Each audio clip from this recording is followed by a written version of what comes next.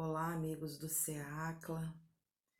É com muita alegria que eu retorno ao estudo do Jesus no Lar, agradecida que eu estou a Deus, a Jesus, a espiritualidade superior, por tanto auxílio, tanto amparo, tanta ajuda, tantas bênçãos nesse momento, difícil de doença.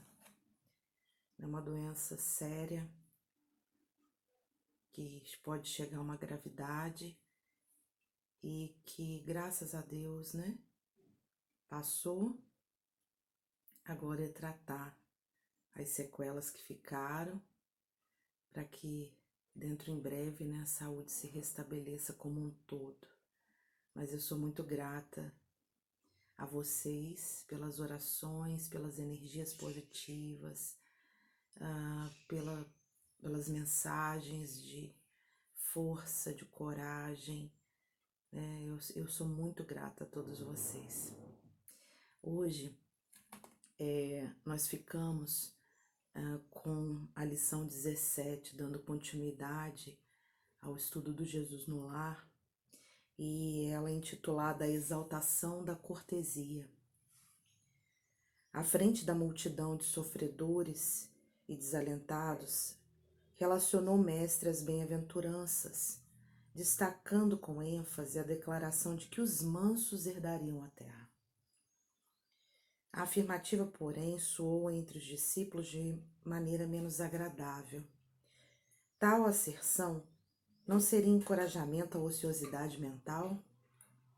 Se o Evangelho reclamava espíritos valorosos na sementeira das verdades renovadoras, como acomodar a promessa com a necessidade do destemor? Se o mal era atrevido e contundente em todos os climas e posições, como estabelecer o triunfo inadiável do bem através da incapacidade de reagir, embora pacificamente? Nessas interrogações imprecisas, reuniu-se a assembleia familiar no domicílio de Pedro. Iniciados os comentários edificantes da noite, entreolhavam-se os discípulos entre a indagação e a curiosidade. O divino amigo parecia perceber os motivos da expectação em torno, mas esperava sereno que os seguidores se pronunciassem. Foi então que Judas, rompendo o véu de respeito que o aureolava à presença do mestre, inquiriu loquaz: Senhor, por que atribuíste aos mansos a posse final da terra? Os corações acovardados gozarão de semelhante bênção? Os incapazes de testemunhar a fé nos momentos graves de luta e sacrifício serão igualmente bem-aventurados? Jesus não respondeu de imediato.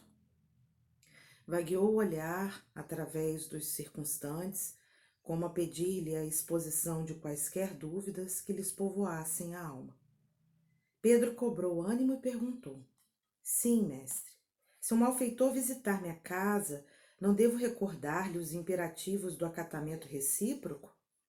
Entregar-me-ei sem qualquer admoestação fraternal aos seus delituosos caprichos, a pretexto de guardar a mansidão a que te referiste? O Cristo sorriu com tantas vezes e anunciou calmo: Enganaram-se todos, naturalmente.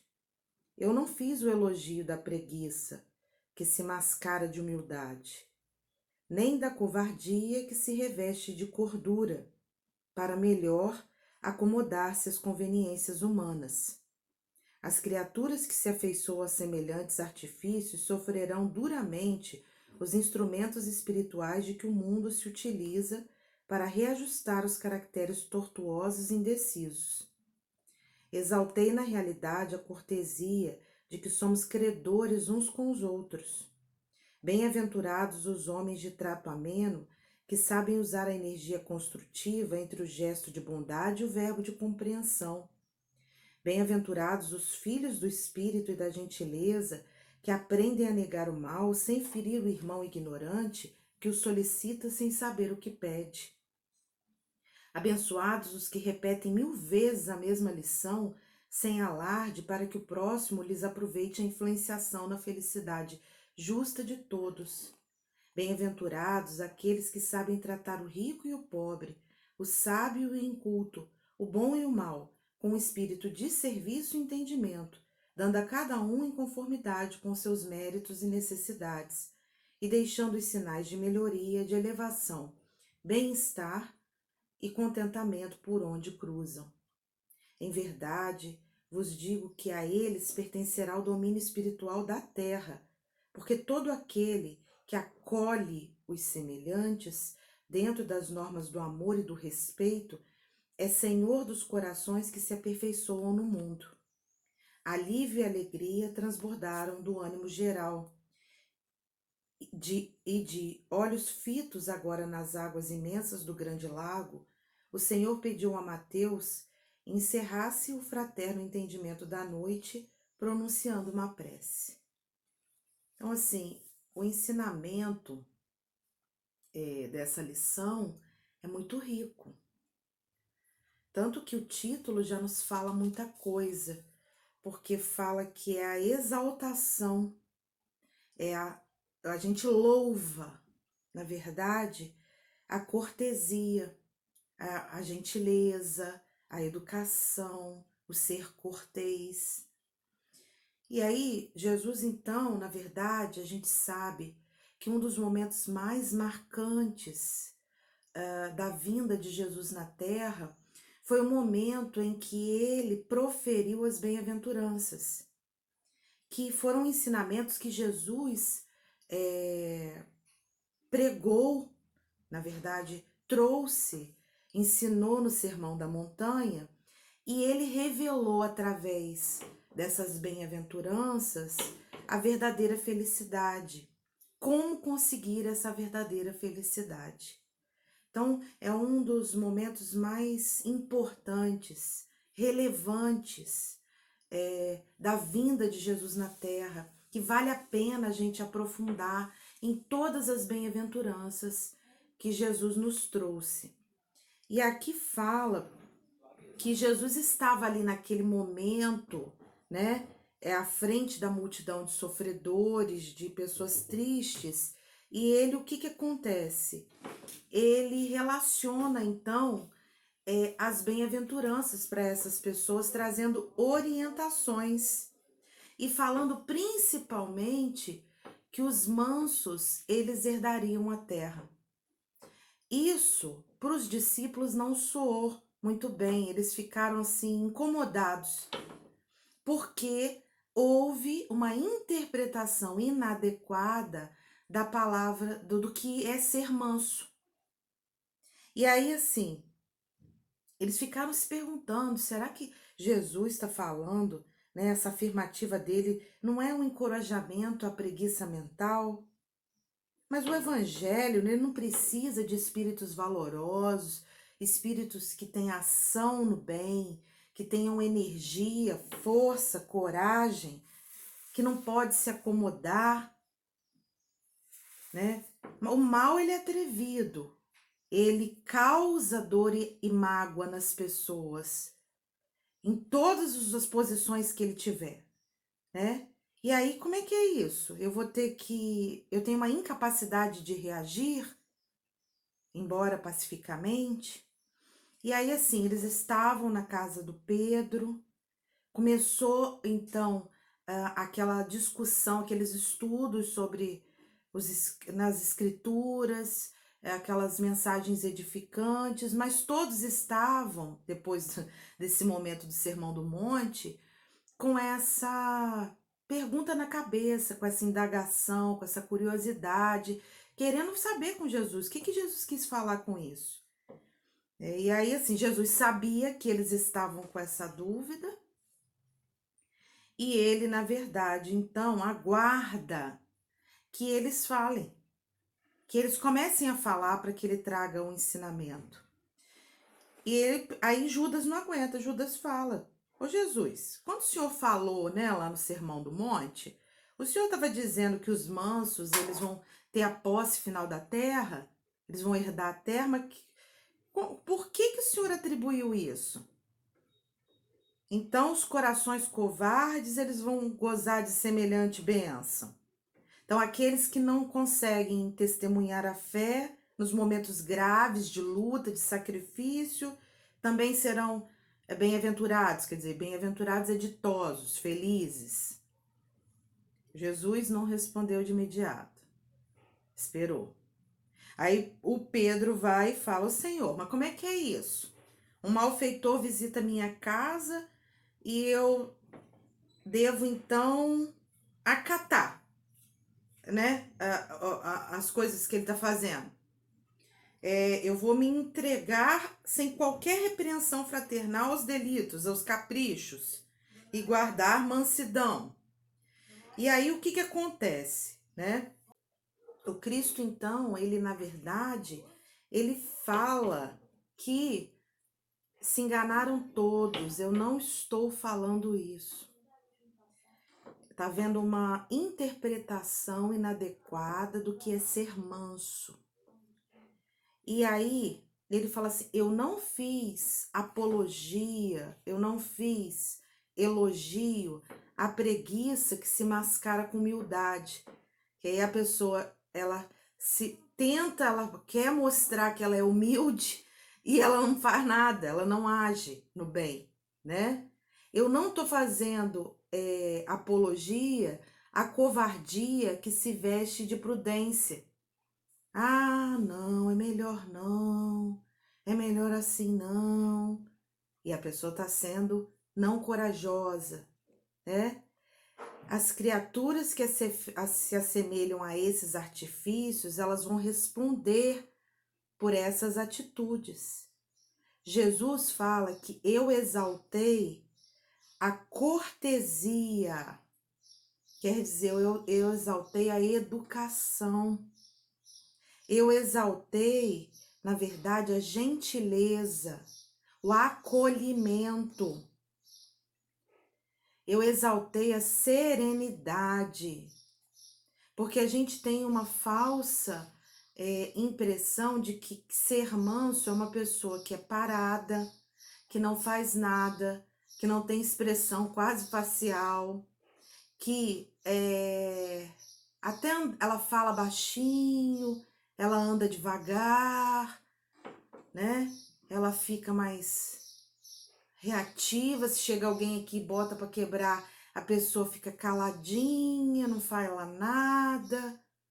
E não é isso que Jesus estava se referindo. Ele começa a falar, ó. Na verdade, nós somos, ele fala que nós somos credores de cortesia um com o outro. Porque a gente escolhe o caminho da grosseria, do mau humor, da irritabilidade, para responder às pessoas, para tratar. A gente não é gentil, educado, né? Ouve antes de falar. E aí o que acontece? Ele fala: bem-aventurado os homens de trato ameno, que sabem usar a energia construtiva entre o gesto de bondade e o verbo de compreensão. Quer dizer, trata de forma adequada, não grita, não xinga, não fala de qualquer jeito, não dá fora, mas é enérgico, de forma a construir. E mistura esses dois sentimentos na atitude, a bondade e a compreensão. Bem-aventurados os que têm equilíbrio. Nós estamos vivendo momentos hoje na sociedade em que o equilíbrio está sendo vital. Por quê? Porque nós estamos vivendo uma situação difícil atrás da outra. Deus sabe por quê, né? Ele é o comandante desse barco todo. E a gente precisa ser submisso à vontade dele. Mas eu preciso ter equilíbrio. Vem uma situação difícil, não tem condição de eu ficar desesperado, gritando, descabelando, quebrando as coisas dentro de casa, descontando nas pessoas, né? Equilíbrio e gentileza, que sabem negar o mal. Negam o mal dentro de si e fora de si, mas sem ferir o irmão. O irmão que é ignorante no bem e que precisa conhecer o bem através de mim, através do que eu sinto, do que eu penso, do que eu falo e do que eu faço. Abençoados aqueles que repetem 1000 vezes a lição, a mesma lição, sem fazer nenhuma gracinha, sem alarde, para que o próximo possa crescer, se elevar. Porque a gente repete uma, duas. Na terceira, na quarta, a gente já está começando a ficar sem paciência. Já está se irritando e falando que a pessoa tem algum problema, que ela não está entendendo o que eu estou falando.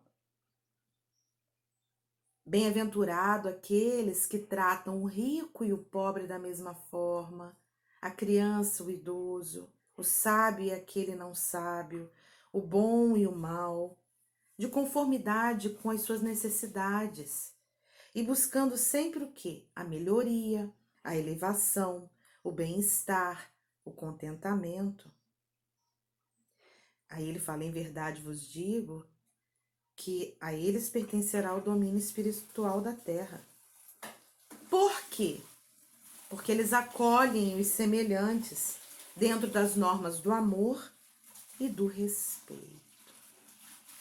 Existem 3 palavras extremamente importantes hoje na sociedade: empatia, humanização e acolhimento. A empatia, ela faz com que a gente olhe aquela situação e diga assim, e se eu tivesse no lugar dele? Qual o auxílio que eu gostaria de receber? A humanização faz você olhar no olho, você tocar. A gente está vivendo um momento difícil que não pode tocar, mas isso vai passar. Faz você... Não, e mesmo assim, eu estava dentro do hospital, num dia que eu passei muito mal, e eu pedi a mão de uma enfermeira e ela me deu a mão dela. E aquele momento, para mim, a mão dela era muito importante. Era muito importante. A oração que elas fizeram lá também. Então, assim, isso é humanizar. É você se preocupar com o outro. É você não conseguir virar as costas se a pessoa ainda está precisando de alguma coisa. É você voltar quantas vezes forem necessárias para ver se a pessoa realmente está bem, se ela melhorou, se ela está melhor. Mandar mensagem, procurar.